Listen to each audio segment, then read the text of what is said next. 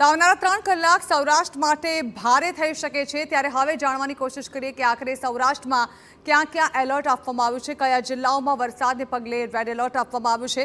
તો જામનગર જિલ્લો, જૂનાગઢ તેમજ પોરબંદર અને મોરબીમાં ભારે વરસાદ વરસી શકે છે અને આવનારા 3 કલાક અહીં જળબંબાકારની પરિસ્થિતિ પ્રવર્તે તેવી શક્યતાઓ હવામાન વિભાગ દ્વારા વ્યક્ત કરવામાં આવી છે।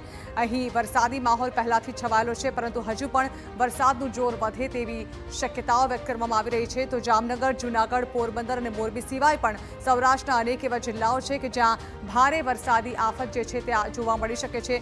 વાત કરવામાં આવે અન્ય જિલ્લાઓની તો રાજકોટ, ગીર સોમનાથ અને દેવભૂમિ દ્વારકામાં પણ ભારે વરસાદી માહોલ સર્જાય તેવી શક્યતાઓ છે।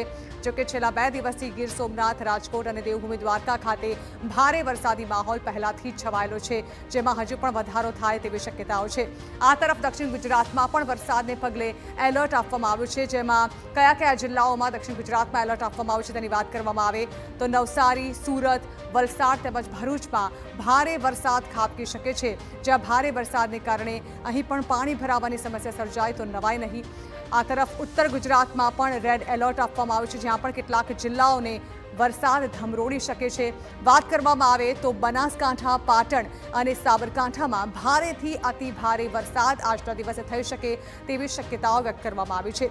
ઓવરઓલ વાત કરવામાં આવે તો સૌરાષ્ટ્ર, દક્ષિણ ગુજરાત અને ઉત્તર ગુજરાતના મોટાભાગના જિલ્લાઓમાં ભારેથી અતિ ભારે વરસાદની શક્યતાઓ વ્યક્ત કરવામાં આવી છે।